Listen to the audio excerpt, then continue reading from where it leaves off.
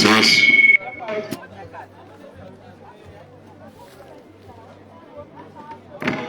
Asante Yesu. Tumeambiwa kitu cha kwanza ni kukubali kumvaa Yesu Kristo, na ukimvaa Yesu Kristo naye kwa nguvu zake anakusaidia kuondoa tamaa za mwili, na hapo ndipo sasa utaistahili wema wa Mungu. Kwa hivyo mtu wa Mungu, okoka, amini Kristo na ukiri kwamba ni mwokozi wa maisha yako, na ukubali kuishi katika ile njia ambayo inafaa. Mwili usikutawale hata kidogo. Ndio. Kwa maana mwili ukikutawala, basi ujue kwamba utakuwa katika hali ya hatari. Kwa maana mwili ndio uondoa mwanadamu katika tabia za utakatifu na utaua. Ndio. Na ndio maana Kristo akasemaje?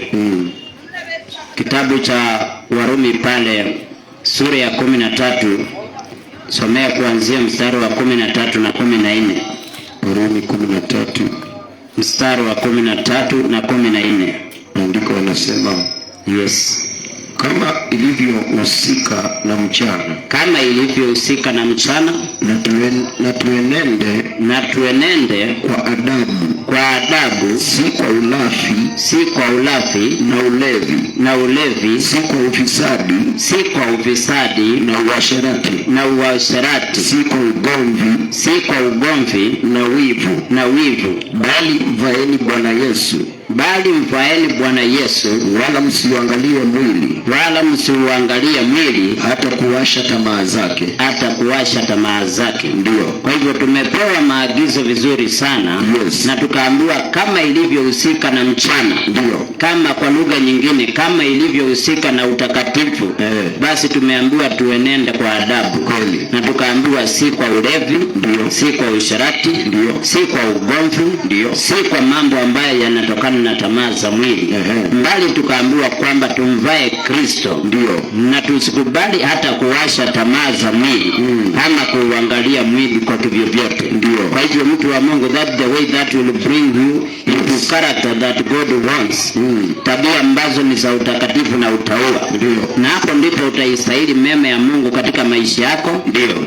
Na maisha yake ni uzima wa milele. Kweli. Kwa hivyo mtu wa Mungu, chukua nafasi yako. Ndio. Ukakubali kuacha mabaya. Yes. Mwili huu unaweza kukukanganya sana. Ndio. Lakini ni kuna kitu mimi huwa nawaambia watu mara mingi sana. Yes. Mwili ambao tunapenda kufurahisha sana. Ndio. Na tabia kama hizo zimetajwa pale.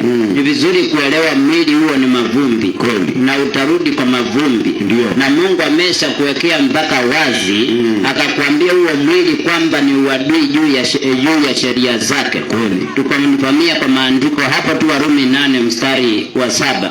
Warumi 8 mstari wa 7. Ndio. Maandiko yanasema hivi. Yanasemaje? Kwa kuwa ile nia ya mwili ni uadui juu ya Mungu, kwa maana haitii sheria ya Mungu, wala haiwezi kutii. Ndio. Asante mtumishi kwa maneno mazuri sana. Ndio. Kwa hivyo ukiishi mwanadamu ujue kwamba mwili ulionao, ndio, Mungu amesema ni uadui.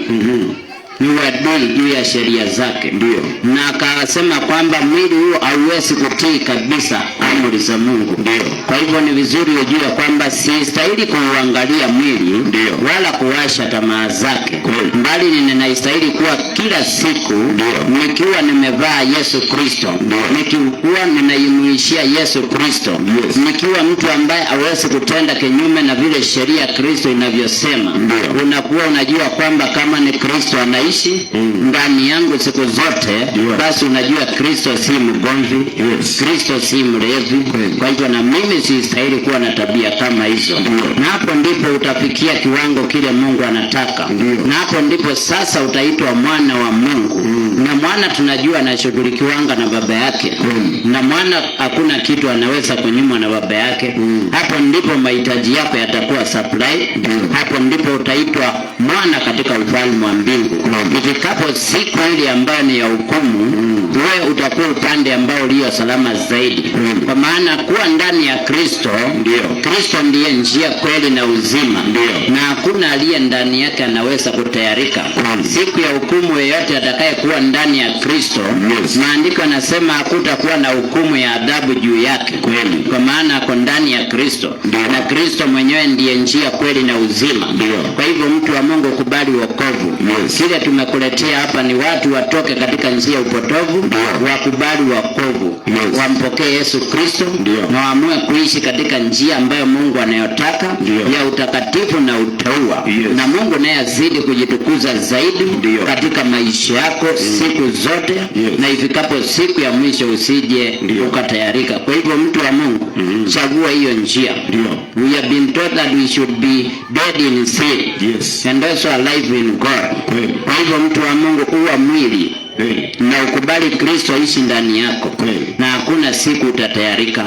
Nikimalizia mtumishi, nikonfamia hayo maneno katika kitabu cha Warumi hapo tu, sura ya 6 mstari wa 11. Warumi 6:11. Inasemaje? Maandiko yanasema vivyo hivyo ninyi nanyi jihesabuni kuwa wafu kwa dhambi, na walio hai kwa Mungu katika Kristo Yesu. Ndivyo tunaambiwa vizuri sana kwamba vivyo hivyo tujihesabu kuwa wafu katika dhambi. Consider yourself dead in sin. Nakupa mfano, naomba unielewe vizuri. Ukienda mahali ambapo mahali miili inahifadhiwa ikisha kuaga, mwanadamu akiaga, kuna mahali ambapo miili huenda kuhifadhiwa. Ule mwili ukiwa pale uongeangi, hata ukibingilishwa unabingilika tu. Na Mungu anatuambia tuwe na muna hivyo kwa dhambi. Usione dhambi ikakupendeza ukaidakia. Kuwa kama wavu, kuwa kama mwili ambao umewekwa mahali ambapo hata ukibingilishwa unabingilika tu, hauna maneno, hauwezi kujijibiza. Kwa hivyo ukiwa katika hali kama hiyo, upande wa dhambi, lakini upande wa Mungu unaonekana uwai. Mungu akisema this is what I want to be done, you adhere to the laws of God, then you will be on the safe side, because utakuwa upande ambao unafaa. Na haya yote tumeambiwa ni katika ndani ya Kristo Yesu. Kwa hivyo accept Jesus to be your savior, and you'll be on the safe side. Amen. Kwa hayo machache mimi nafika hapo. Nimkaribishe mtumishi. Karibu sana mtumishi.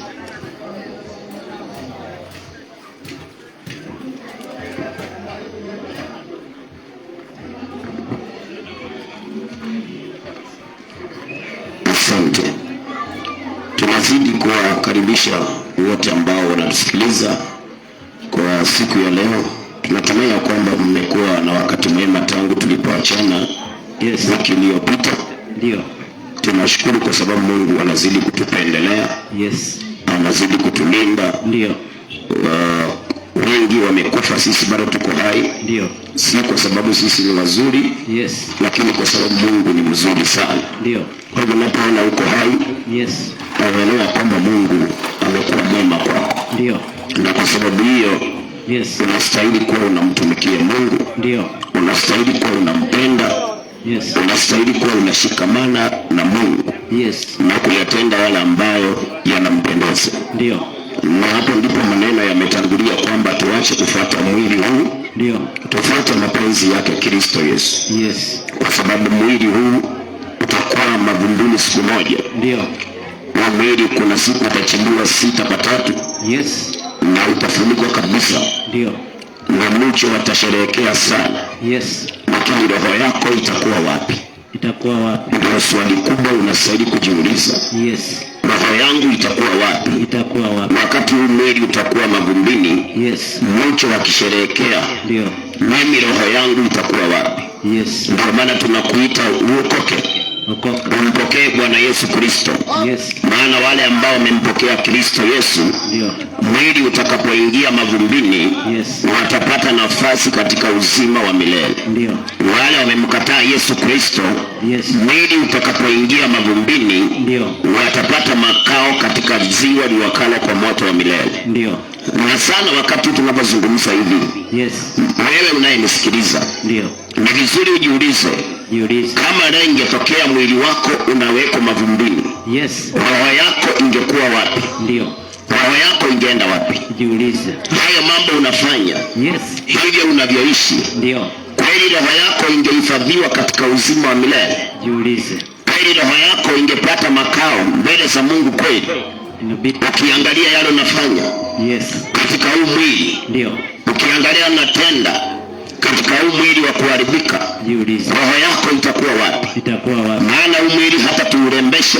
Yes. Hata tuupe balance diet. Yes. Hata tuuandikie personal doctor. Yes. Mwisho wa huu mwili ni mavumbini. Ni mavumbini tu. Utazikwa na ufuliko. Yes. Lakini roho yako ni ya muhimu sana. Ni ya muhimu. Kwa sababu inangojewa na Mungu. Yes. Ili aweze kuihukumu hiyo roho yako. Ndio. Aidha kuipeleka katika uzima wa milele. Yes. Ama katika mauti ya milele. Ndio. Na kwa maana mambo yako hivyo. Yes. Ndio tuweze kutamatisha somo hilo liliko limeanzishwa. Yes. Soma kitabu cha Petro wa kwanza 2:11. Yes. Kwa sababu mwili huu utakuingia mavumbini. Sasa Mungu anatupa ushauri gani? Maana huu mwili utakuja kuingia mavumbini. Yes. Anatupa ushauri gani kupitia kwa mtumishi Petro? Yes. Petro wa kwanza 2:11. Ndio. Kitabu ni waraka wa kwanza wa Petro. Ndio. Sura ni ya 2 mstari ni wa 11. Wapenzi na wasii kama wapitaji na wasafiri. Kumbe mpendo, wewe na mimi ni wapitaji na wasafiri. Ndio. Siepukeni tamaa za mwili. Zipinganazo na roho. Zinazopingana na roho. Haleluya. Amen. Kuna mambo roho yako inakuambia ni makosa. Yes. Lakini mwili unakuambia ndio system. Ndio. Sasa kuna mtu amevaa nguo fupi. Ndio. Roho yake inamwambia ni fupi. Ndio. Lakini mwili wake unamwambia ni ndio fashion. Ndio. Ndio maana akitembea roho inamuonyesha ni fupi, anavuta chini. Yes. Lakini mwili unamwambia hata kesho vaa hivyo hivyo. Ndio. Ni kwa nini? Kwa sababu amesahau yeye ni mpitaji.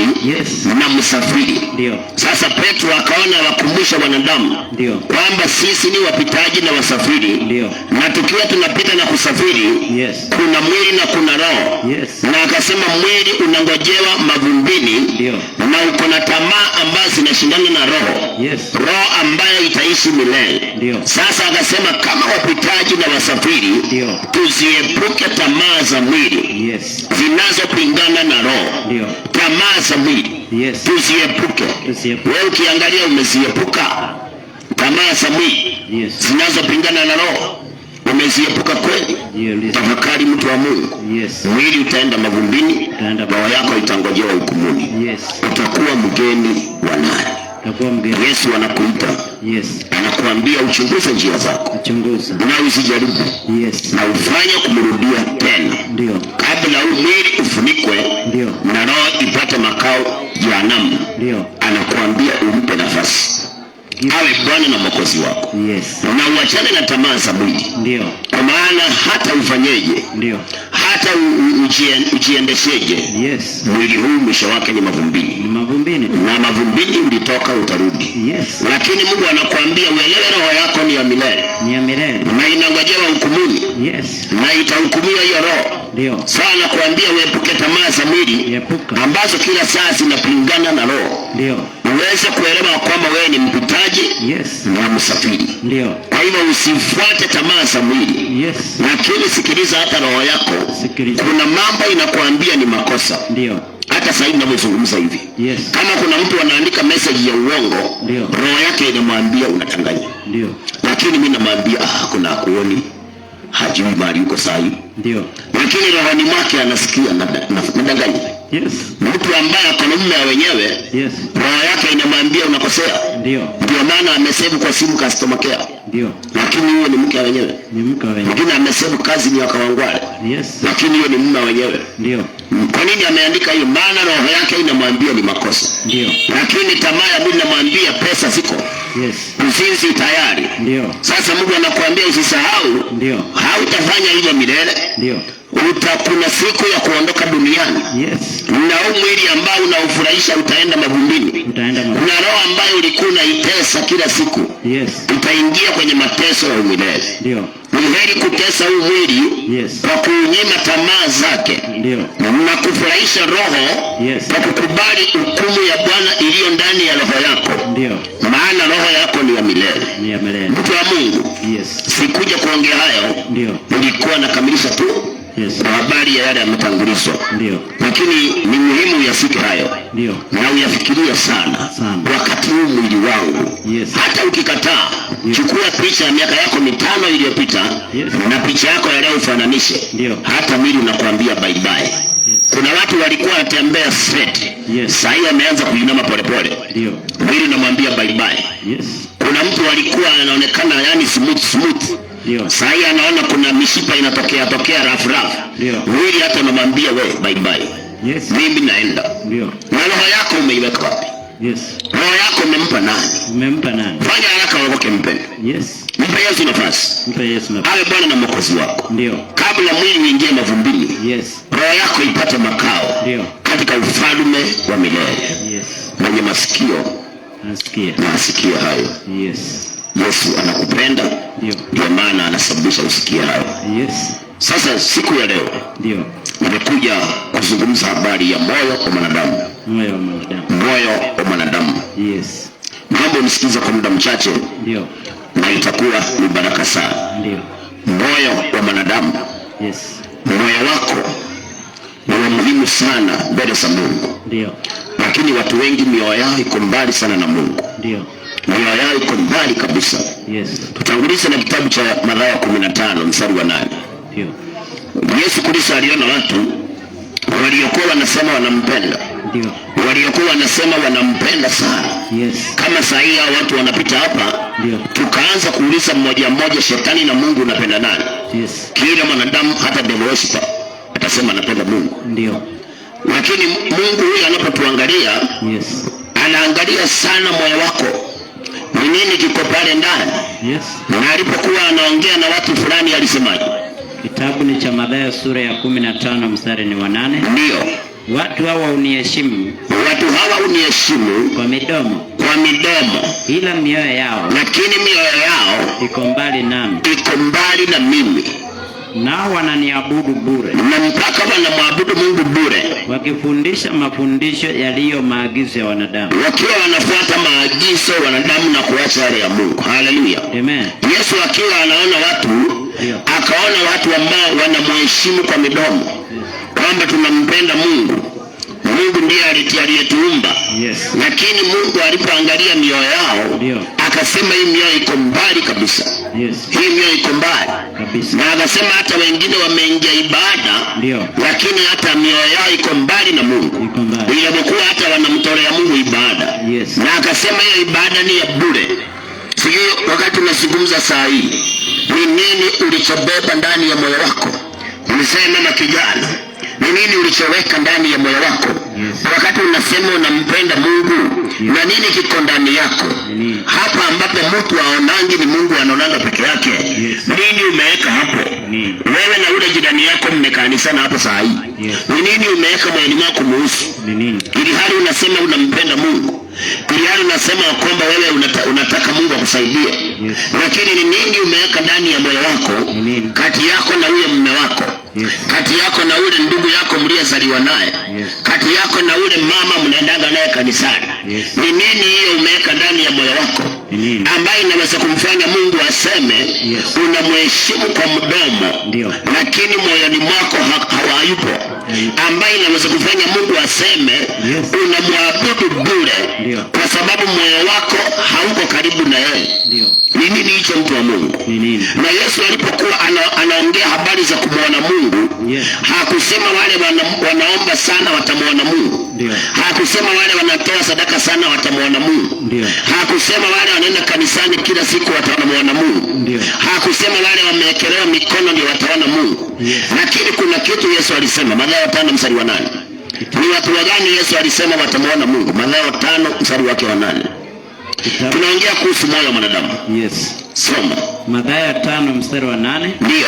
Wenye moyo Heri wenye moyo safi. Heri wenye moyo safi, maana hao watamuona Mungu. Maana hao watamuona Mungu. Haleluya. Amen. Yesu alipokuwa anaongea habari za kumuona Mungu, yes, akasema wale watakao muona Mungu, yes, ni wale wako na moyo msafi. Yes. Wale wako na moyo safi, ndio hao ambao watamuona Mungu.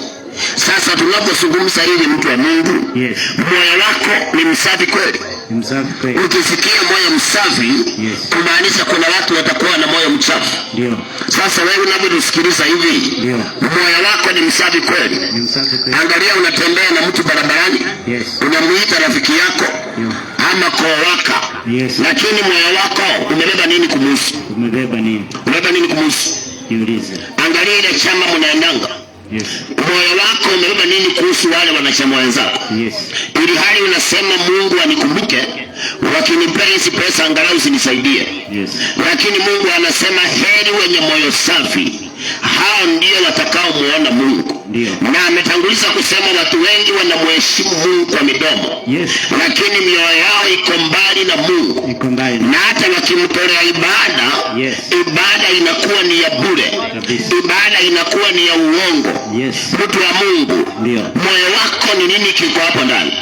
Moyo wako ni msafi kweli? Ni msafi. Unatamani kuona Mungu, lakini moyo wako ni msafi kweli?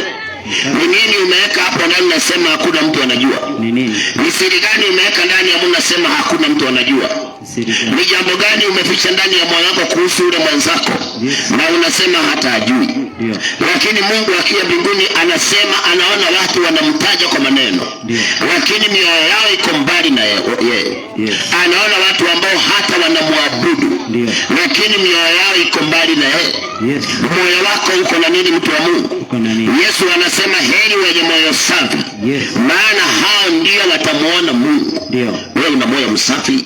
Una moyo msafi? Masaa haya tunapozungumza hivi, yes, una moyo msafi? Ni vizuri ujiulize. Ni nini umeficha hapo ndani? Ni nini ambacho hakimpendezi Mungu? Yes.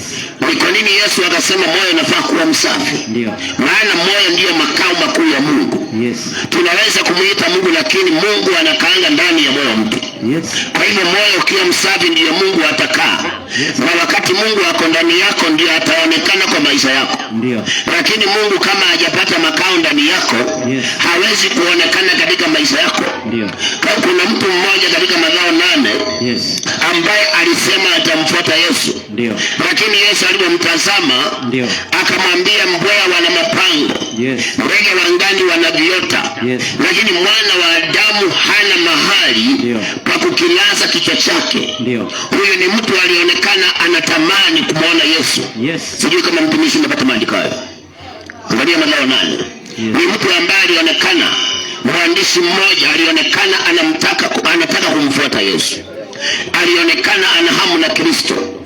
Lakini Yesu alipomtazama akasema mbweha wana mapango na ndege wa angani wana viota, lakini mwana wa Adamu hana mahali pa kulaza kichwa chake. Yes. Unaweza kuwa unasema wewe unampenda Mungu, unaweza kuwa hata unaombanga kila saa, lakini moyo wako ni msafi kweli? Yes. Ni nini umeficha ndani ya moyo wako, ndio, ambacho hata mwenyewe unajua akifai? Yes. Ni nini umeweka ndani ya moyo, yes, ambacho unajua hii haifai, lakini unasema namuomba Mungu? Ndio. Unapata maandiko? Nimeyapata. Soma. Kitabu ni cha Mathayo sura ya 8 mstari wa 19. Mathayo 8:19.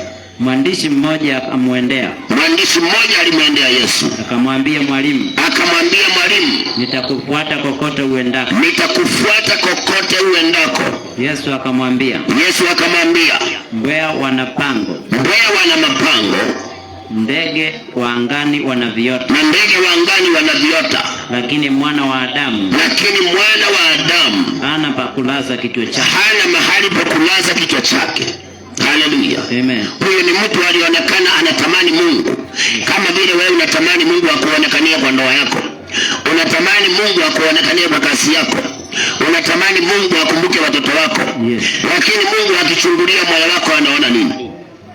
Akitazama moyo wako wewe na jirani yako anaona nini kiko hapo? Anaona nini? Akiangalia moyo wako wewe na mfanyikazi mwenzako anaona nini kiko hapo? Anaona nini? Akichunguza hata moyo wako na rafiki yako anaona nini kiko hapo? Maana hata wengine tunajifanya marafiki lakini ni waongo tu. Ni marafiki wa mdomoni. Ndio. Lakini moyoni hata tunapanga bila tunasemaliza mtu.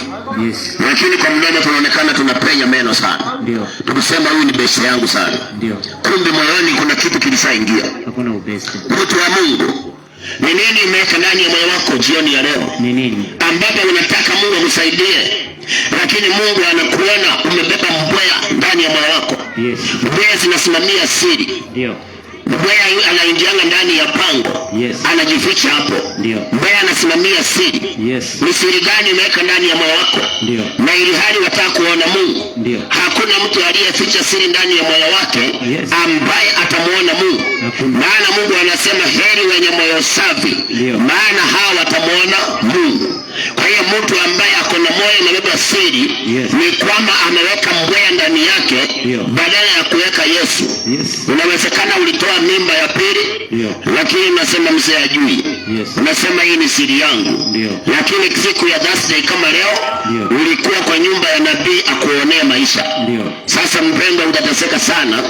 Kwa sababu wale wanamuona Mungu, sio wale waliona nabii. Yes. Wale wanamuona Mungu, sio wale walienda kuombewa na nabii. Yes. Ukisema Ezekieli 14 Mungu alisema, hata wakienda kwa nabii. Hebu fungua hapo by the way. Yes. Hata wao wanaongea mambo ya moyo. Ndio. Ezekieli 14 mstari wa kwanza kwa haraka ndugu yangu. Ndio. Mtu wa Mungu unayenisikiliza, moyo wako umebeba nini siku ya leo? Umebeba nini? Moyo wako umehifadhi nini ndani hapo ndani? Yes. Mungu anasema wenye moyo safi ndio watamuona. Yes. Lakini anapotazama anasema tunamheshimu kwa midomo. Ndio. Lakini mioyo iko mbali. Yes. Mioyo imebeba mbweha. Ndio. Wengine imebeba ndege wa angani. Yes. Yaani maneno ya kuambiwa na fulani. Ndio. Yamekufanya unachukia mtu kwa siri. Yes. Maneno ulisikia na mwingine. Ndio. Hata hujahakikisha kama ni ya ukweli. Ndio. Lakini anafanya wewe unamchukia mtu kwa siri. Yes. Akiwa karibu mnapenya meno. Ndio. Akitoka anasema mama kinajua vile kinamchukia. Kile nakichukia. Sijui hata kinakujaga nini. Yes. Lakini mama huyu akitokea unaonekana unamfurahia sana. Yes. Akitoka hivi ndio unaongea vibaya. Yeah. Na ili hali unasema Mungu nikumbuke. Yes. Unasema Mungu usiniache. Yeah. Mungu anasema wenye moyo safi ndio watakao muona. Yeah. Lakini wale wenye moyo mchafu hawezi kumuona. Na watu wengi wanakosa kusafisha mioyo yao. Yeah. Wanachukua sana kuenda kwa manabii. Yeah. Nataka nikudhibitishia kwamba hata kuenda kwa nabii haiwezi kufanya uone Mungu. Ndio. Hata kuenda kwa muombezi haiwezi kufanya uone Mungu. Yes. Moyo safi ndio utafanya uone Mungu. Ndio. Ezekieli 14 sana maneno ya Mungu. Maandiko yanasema, ndio, ndipo baadhi ya wazee wa Israeli wakanijia. Wazee wa Israeli wakaendea Ezekieli sio wa Mombasa wa Biblia. Yes.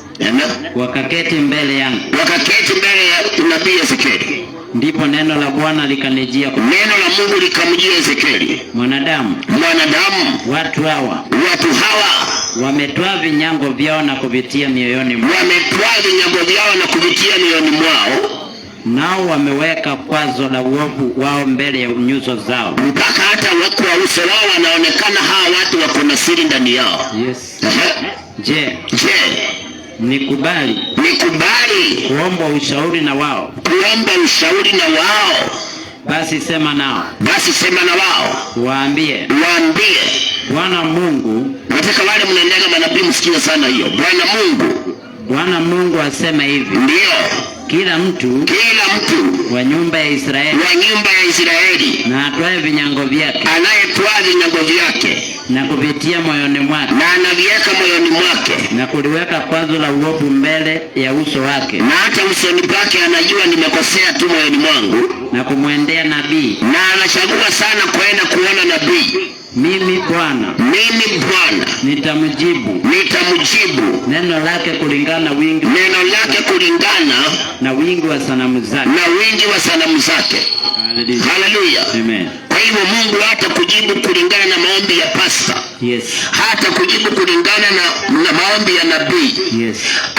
Hata kujibu kulingana na sadaka uliyotoa. Ndio. Hata kujibu kulingana na the status of your heart. Yes. Na kuna watu waliona Ezekieli ni wa maana, yes, kuliko Mungu wao.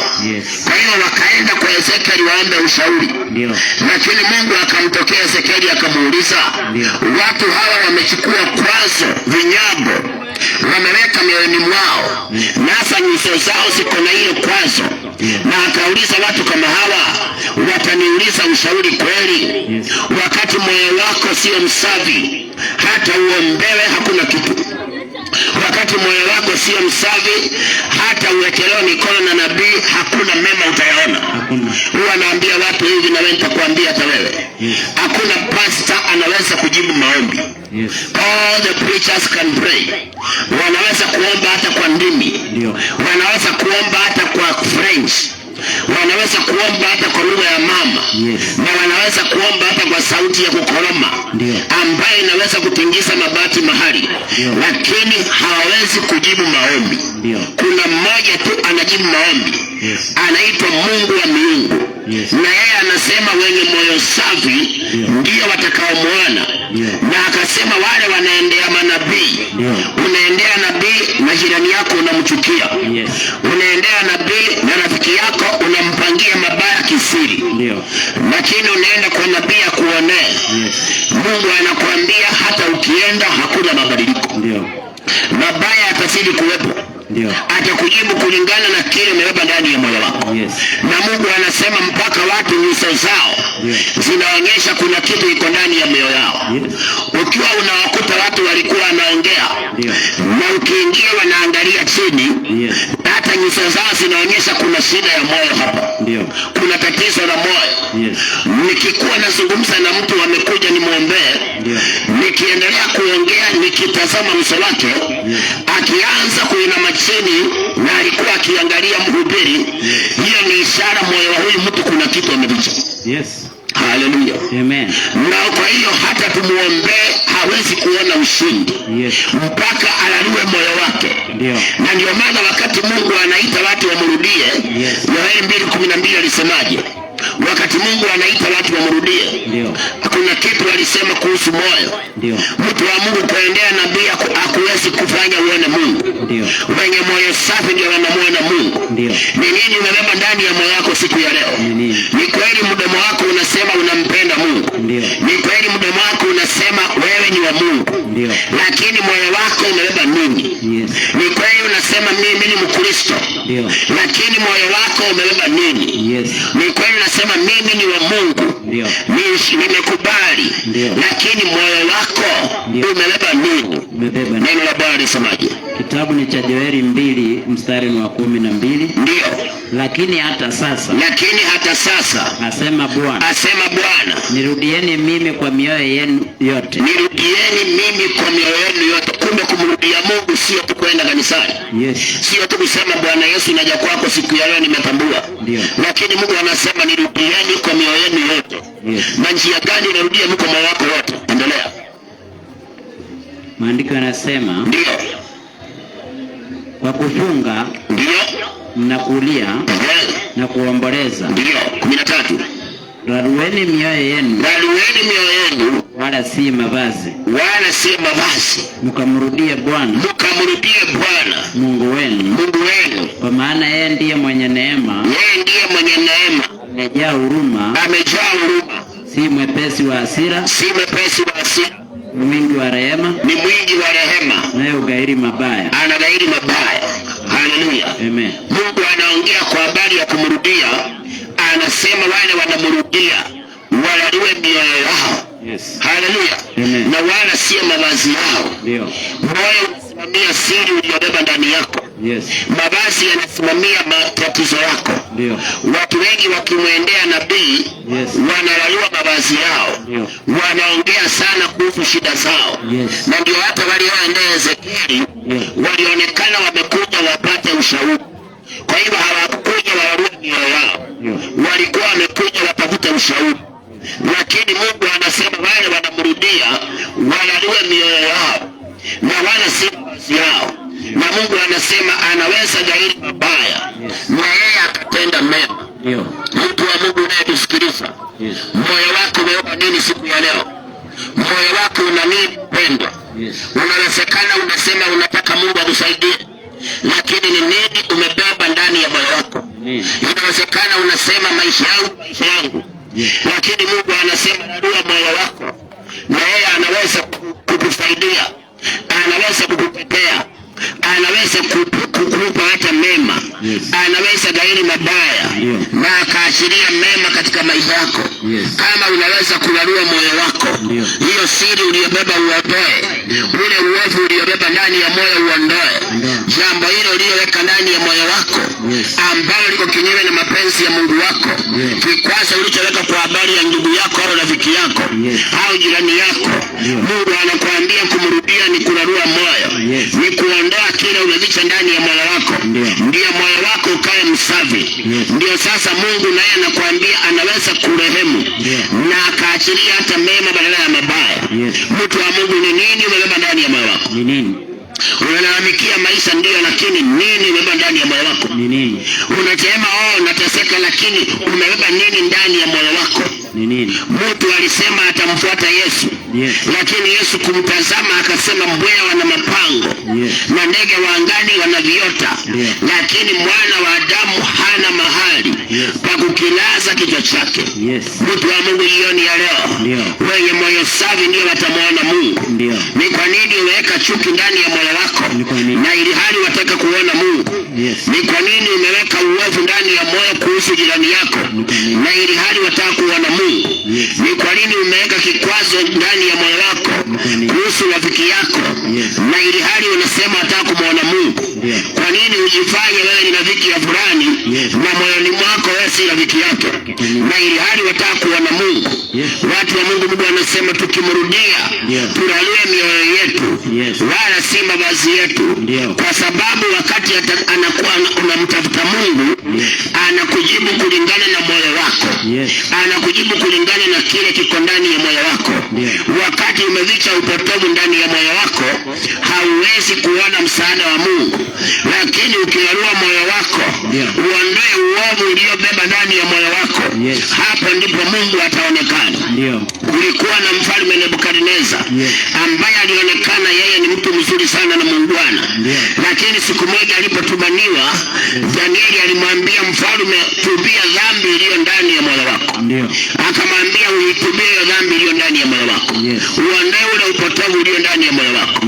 Na mfalme alikataa kuondoa, na ndio maana Nebukadneza alikula. Lakini moyoni mwako umebeba uovu, unajifanya mwanabiashara mwenzako ndio rafiki yako, lakini moyoni mwako umebeba ubaya kuhusu mwanabiashara mwenzako.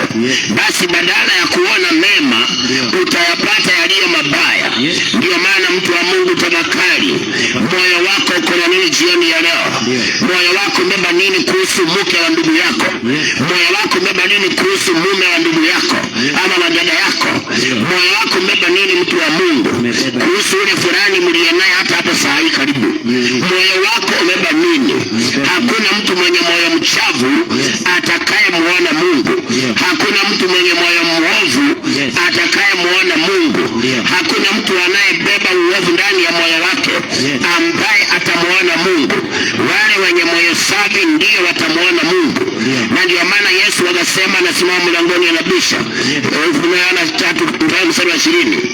Yesu akasema, nasimama mlangoni anabisha. Wakati tunaendelea kunena maneno haya, Yesu Kristo kupitia sauti hiyo amesimama mlango wa moyo wako anabisha. Ndio maana ninapozungumza unaanza kufikiria, unaanza kureflect maisha yako na moyo wako vile ulivyo. Sasa si ufungue moyo wako, urarue moyo wako, kile kilichopata makao kisichokuwa cha Mungu kiondoe, ili Mungu apate makao. Maneno ya Mungu yanasemaje? Kitabu cha Ufunuo, Yohana sura ya 3 mstari wa 20. Ndio. Tazama, nasimama mlangoni. Nasimama mlangoni. Ninabisha. Mtu akisikia sauti. Na kufungua mlango. Nitaingia kwake. Nami nitakula pamoja naye. Rudia tena ndugu yangu vizuri. Mstari wa 20. Nami nitakula pamoja naye. Ndio. Nitakula pamoja naye. Ndio. Na yeye pamoja nami. Ndio. Yeye ashindaye. Ndio. Fika tu hapo. Maandiko yanasema, Yesu anasema anasimama mlangoni anabisha. Mtu akisikia sauti na afungue mlango. Sio mlango wa nyumba, ni mlango wa moyo wako. Kufungua mlango ni kuondoa siri uliyobeba ndani yako. Ni kuondoa kile kikwazo umeweka ndani yako. Ni kuondoa ule uadui umeweka ndani yako. Ni kuondoa ule unafiki umeweka ndani yako. Hiyo ndio kufungua mlango. Na Yesu anasema ukifungua mlango wa moyo wako, uondoe ule upotovu umeweka ndani, uondoe ule uovu umeweka ndani, anasema ataingia, atakaa na wewe na atakula na wewe. Kwa hivyo mema yanapatikana wakati Yesu anapata makao ndani yako. Lakini Yesu ameanza kusema ya kwamba watu wengi wanamheshimu kwa midomo, lakini mioyo yao imebeba uovu. Wengi wanamtafuta kwa midomo, lakini mioyo yao imebeba uovu. Wengi wanamwabudu, lakini mioyo yao imebeba uovu. Ni kama mwanamke Msamaria, alikuwa anajua historia mpaka ya Yakobo, kama vile wengine wanajua historia mpaka ya Waedomu, wanajua mpaka wa Palestina akina nani, wanajua mpaka wa Filisti ni akina nani leo, wanajua mpaka Middle East iko wapi leo, lakini mioyo yao ni michafu. Wanajua historia kama mwanamke Msamaria. Alikuwa anajua historia ya kisima, lakini mwanamke Msamaria moyo wake ulikuwa umebeba uzinzi. Alikuwa mpaka ako na mume wenyewe nyumbani kwake. Wewe mtu wa Mungu, ni nini kimeficha ndani ya moyo wako? Inawezekana una mume wenyewe lakini umejifichia. Kanisani unaenda tu, lakini anayekulipia nyumba mume wenyewe. Lakini unasema hakuna ajuaye. Mungu anajua mpendwa. Na hivyo ndivyo umefunga maisha yako. Ndivyo umefunga baraka zako. Unaenda kununua kitu mahali unanunua bidhaa 5, unalipia 3, 2 unafichia. Unasema hakuniona huyo shopkeeper, hakuniona. Lakini moyo wako unajua umekosea. Basi ukimwendea Mungu hawezi kukusaidia, kwa sababu moyo wako sasa ni mchafu. Hawezi kusaidia. Ndio maana anasema anabisha mlangoni. Anataka ufungue mlango, aingie ndani ya moyo wako. Akipata makao pale, hapo ndio sasa atakusaidia. Hapo ndio sasa atakutetea. Mtu wa Mungu, ni nini umebeba ndani ya moyo wako? Ni kweli uko na shida, lakini moyo wako ni msafi kweli? Ni kweli mume wako anakutesa, lakini moyo wako je? Ni kweli kazi sio nzuri, lakini nini umebeba ndani ya moyo wako? Wenye moyo safi ndio watamuona Mungu. Sio wale waliona pastor one on one. Unaweza kuona pastor one on one kama vile waliona Ezekiel, lakini Mungu akiona moyo mchafu hawezi kusaidia.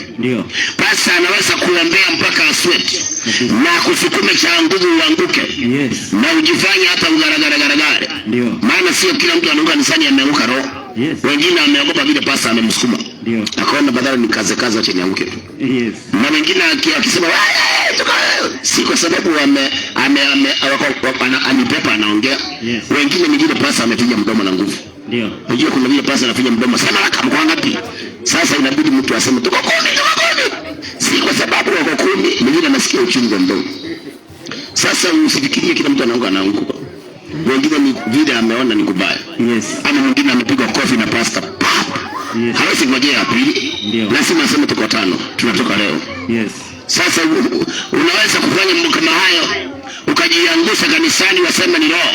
Lakini Mungu anasema wenye moyo safi ndio watakao muona Mungu. Wenye moyo safi. Hata uangushwe na pasa na uamke tena. Kama moyo wako ni mchafu, shida zako unaamka nazo. Unaenda nazo. Huwezi kuacha. Unabeba mateso yako bado. Mpaka siku utasababisha moyo wako. Mpaka siku utanunua moyo. Uondoe ule uovu uko pale.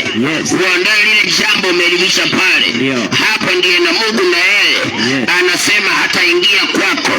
Atakaa na wewe. Atakula na wewe. Na ndio maana mtu mwenye moyo safi anahitaji maombi ya pastor. Maana Yesu anasema atakaa na wewe. Ukikuwa na friji kwako, unaweza kutafuta maji baridi.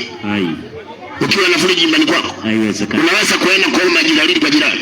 Sasa mtu wa moyo safi Yesu anakaa na yeye. Yesu anakula na yeye. Kwa hivyo hahitaji maombi ya mhubiri. Hahitaji atafute sijui muonaji. Umepanga line, wewe ni mtu wa 200. Unangojea watu 199. Waone pastor wewe uingie wa 200. Nani huyu? Ni pumbavu hali ya juu. Yesu kila mahali mpendo. Wacha uchafu wa moyo.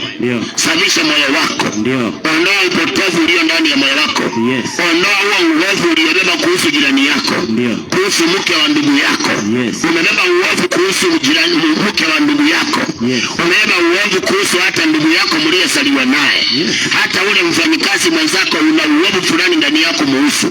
Lazima uondoe huo uovu. Unaliwe moyo wako uondoe. Ndio naye Mungu atapata makao kwako. Atakaa na wewe na atakula na wewe. Ile chuki umeweka ndani yako kuhusu fulani, ukitaka kuona Mungu lazima unaliwe moyo. Uondoe hiyo chuki itoke. Ndio sasa utamuona Mungu. Ndio Mungu ataingia kwako. Na hautahitaji manabii akutabirie. Wewe ndio utakuwa nabii wako mwenyewe. Wakati unakuwa na moyo msafi, hauhitaji mtu aseme can I bro? Prophesy, man of God. Yaani manabii wa leo lazima waulize nafasi ya kuprophesy. Manabii wa zamani hawakuuliza nafasi. Walikuja wakisema thus says the Lord. Lakini leo nabii maana ni mkora. Can I bro? Na unasikia keyboard can I bro? Prophesy, man of God. Sasa amepewa nafasi ya prophesy. Huko ni comedy kanisani. Hakuna Mungu hapo. Nabii wa kweli haulizi can I prophesy. Nabii wa kweli anapeana unabii. Kwa maana ametumwa na Mungu. When you are sent by God, you don't ask permission from people. You speak what God told you. Lakini maana mtu ni ugali anatafuta, lazima achangamshe watu. Na kuna msichana anamwambia na wewe unaitikia haraka haraka. Ndio sasa lazima inatokea. Na mtu wa keyboard anaambia na wewe unaangalia na kisha unapiga keyboard vizuri. Ndio sasa ground inakuwa nzuri. Ndio watu sasa wanapokea uongo. Lakini Mungu anasema wenye moyo safi ndio watakao muona. Na wakati umekuwa na moyo msafi, Yesu anakaa ndani yako. Kwa hivyo hautatabiriwa, utajitabiria. Ndio maana maandiko yanasema you will declare a thing and it shall happen. Kwa hiyo hakusema utatabiriwa, wewe mwenyewe utajitabiria na itatendeka. Kwa sababu moyo wako ni msafi. Jirani yako moyo wako ni msafi kwake. Yule ndugu yako moyo wako ni msafi. Hata kama alikukosea, moyo wako uliweka usafi. Uliweka usafi ndani ya moyo wako. Na ndio maana Methali ile 24 anasemaje? 23, Methali ile 23. Mungu alisemaje kuhusu moyo? Usikie mtu wa Mungu. Moyo wako umebeba nini? Utakufadhisha moyo mpendo. Ondoa kile umeweka ndani ya moyo wako. Ndio ukaona Mungu apate makao. Anasema anasimama anabisha. Anabisha mlango. Wewe unamwambia Baba kazi yangu ni mbaya. Anabisha mlango anakuambia fungua moyo. Unamwambia Mungu watoto wangu, Mungu anakuambia fungua moyo. Ondoa kile umeficha hapo ndani. Nipate makao. Na mimi nitakusaidia. Methali inasemaje? Maandiko yanasema hivi. Ndio. Linda moyo wako. Linda moyo wako kuliko yote uyalindayo. Kwa nini? Maana ndiko zitokako chemichemi za uzima. Kumbe chemichemi za uzima zipatikani kwa kuombewa na pasta. Chemichemi atipasa kazi yangu iko chini, tunataka tuiombe Mungu akumbuke kazi yangu. Hakuna siku. Chemichemi za uzima wa kazi wa ndoa maisha yako ziko ndani ya moyo wako. Na Mungu anakuambia huo moyo ndio uwe msafi. Lazima ulinde huo moyo. Kumaanisha kukosewa utakosewa. Lakini lazima ukumbuke wenye moyo safi ndio wataona Mungu. Kwa hivyo sitaweka kikwazo ndani ya moyo wangu. Lazima unaweza danganywa na mtu, lakini lazima ukumbuke wenye moyo safi ndio wataona Mungu. Kwa hivyo sitaweka uovu ndani ya moyo. Nitalinda moyo wangu. Hata kama nitadanganywa na mwanaume fulani, nitalinda moyo wangu usiwe na uchafu. Hata kama tunaweza shikana na mtu na anengeuke, nitalinda moyo wangu kabisa. Kwa maana huo moyo ndio makao ya Mungu. Na ukiwa msafi, Mungu anakaa hapo ndani. Akiwa ndani ya moyo wako, you cannot suffer. We suffer because God has not found a place in our heart. Amepata nafasi kwa midomo yetu. Anasikia tukimtaja kwa midomo. Lakini moyoni wakati fulani alikukosea, ulibeba uadui. Paka mwingine ukimwona unatema mate. Unasema sasa kumuona huyo mama. Lakini pande hii Mungu nataka unikumbuke. Na Mungu anakuambia chemichemi za uzima ziko ndani ya moyo wako. Na ndio huu moyo wa msafi lazima uulinde. Kwa maana kuna mambo yanakuja kuchafua moyo wako. Kuna mambo yanakuja kuharibu moyo wako. Kuna watu wanakuja kuharibu moyo wako. Lakini Mungu anakuambia ulinde huo moyo. Uweke katika usafi. ndio kunatokea the springs of life. Kwa hivyo wakati moyo wako ni mchafu, hakuna maisha, hakuna mema utayaona. Hata uamke mapema ulale umechelewa, kama uliachilia kikwazo cha fulani kikabeba moyo wako, basi ujue kwamba chemichemi ya uzima hakuna.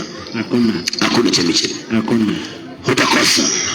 Wakati tunachimba kisima, lazima tufike mahali tuone maji ni kama inakuja. Lazima tuone kuna mchanga fulani, ukiuona unajua sasa maji yako karibu. Lakini usipoona mchanga huo, hauwezi kusema kisima kimefika futi 300, sasa tuamini maji yatakuja. Hatuwezi. Hata kama kimefika futi 300, lazima tuendelee tukutane na mchanga ambao unaonyesha kuna maji. Haleluya.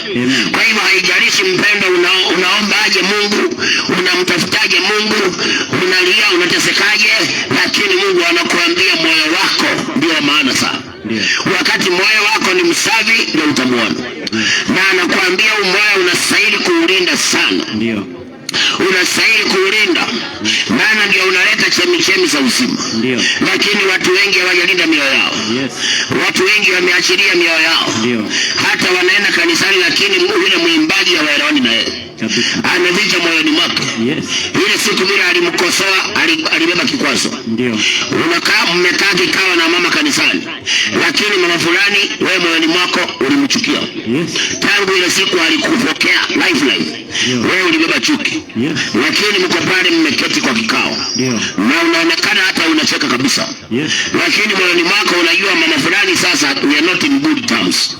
Basi ujue kwamba haujalinda moyo. Kwa hivyo chemichemi za uzima hakuna. Ndio unakuta watu wanaomba sana lakini hawaoni mema. Wanaenda kanisani lakini mema hawaoni. Ni kwa sababu wanasema wanamwabudu bure.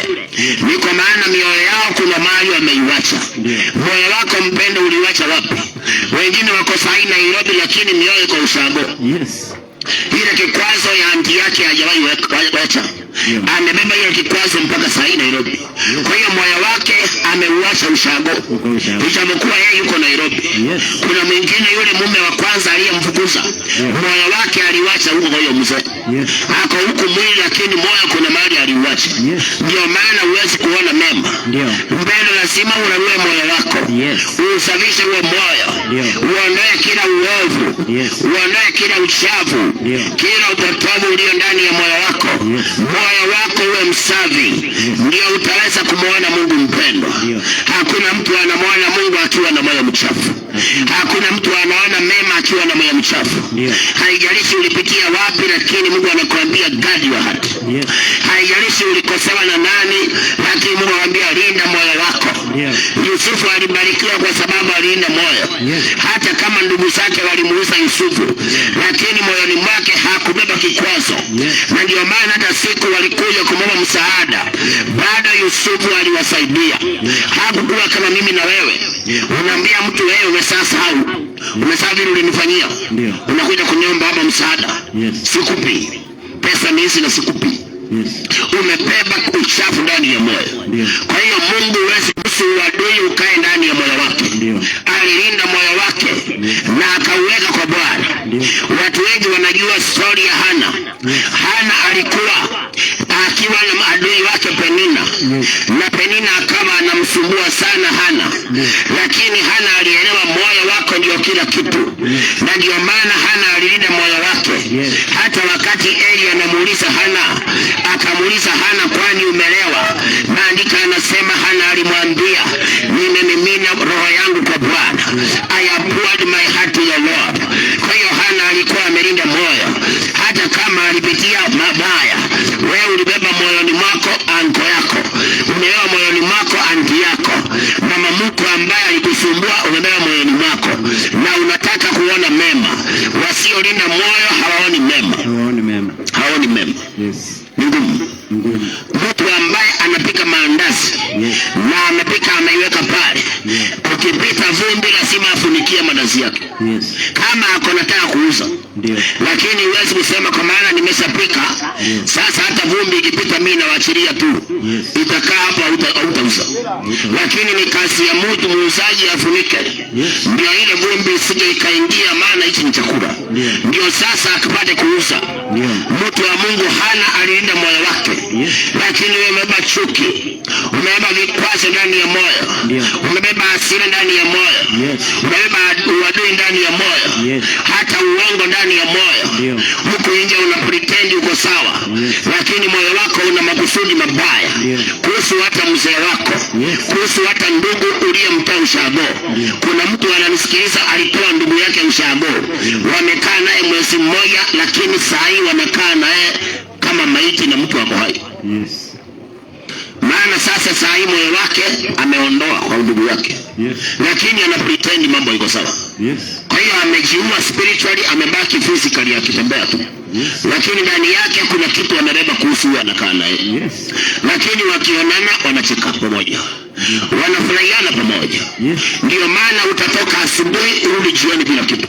Yes. Kwa sababu wenye moyo safi ndio wanaona Mungu. Yes. Utapewa mshahara uweke mfukoni, lakini hutajua mahali umeenda. Yes. Utauza lakini faida hutaiona. Yes. Kwa sababu wale wanamuona Mungu ni wale wako na moyo safi. Ndio. Na moyo msafi haijalishi ulipitia nini. Yes. Moyo msafi haijalishi hakuna excuse. Ndio. Unaweza kupea Mungu, mwambie Mungu, ujui vile fulani alinikosea.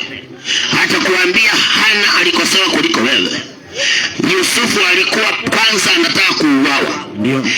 Ni ndugu yake mdogo alisema tusimuue, tumuuze. Yes. Lakini hayo yote alilinda moyo wake. Ndio. Hakubeba kikwazo. Wewe unasema ujui vile walinifanyia. Ndio. Ujui vile Mungu alifanya. Yes. Basi mpendwa, usipolinda moyo wako, ndio, hakuna mema. Hakuna. Maana wewe yale ulipitia, wewe sio wa kwanza. Kuna watu walipitia magumu. Yes. Daudi alitupwa na baba yake msituni. Ndio. Lakini hiyo hakuweka moyoni mwake. Ndio. Alipopelekea ndugu zake chakula walionekana hawamtaki. Yes. Lakini hakuweka hiyo chuki ndani ya moyo. Ndio. Alilinda moyo wake akaweka wa Bwana. Yes. Ndio maana Mungu alimuinua Daudi. Yes. Wewe unaomba Baba niinue maadui washangae. Watashangaje na moyo wako umejaa uovu? Yes. Mungu atakuinuaje mbele ya adui na wewe moyo umejaa chuki? Moyo umejaa kutokusamea. Atakuinuaje? Yes. Daudi aliinuliwa kwa sababu moyo wake hakuwa amebeba uovu wote. Yes. Hata kama ametoa msituni, alilinda moyo wake. Ndio maana Mungu alimuinua Daudi. Yes. Wewe wataka ukumbuke kama Hana na moyo wako umebeba uchafu. Yes. Kuhusu mwanamke. Ndio. Mpaka umeambia mzee kwenyu sitawahi kanyaga. Yes. Lakini umeoneka kwa mzee. Ndio. Umwambie vile mama yako alinifanyia siku, kwenyu siwezi kanyaga. Ndio. Na unangojea baraka. Utangoja sana. Utangojea sana. Mtu wa Mungu, utangoja sana. Mpaka unasema vile mama yako alinifanyia, mimi ninajipanga kukuacha. Ndio. Hakuna aliyeoleka aliyekuwa ndoa ambaye hakukataliwa. Yes. Ujue hivyo.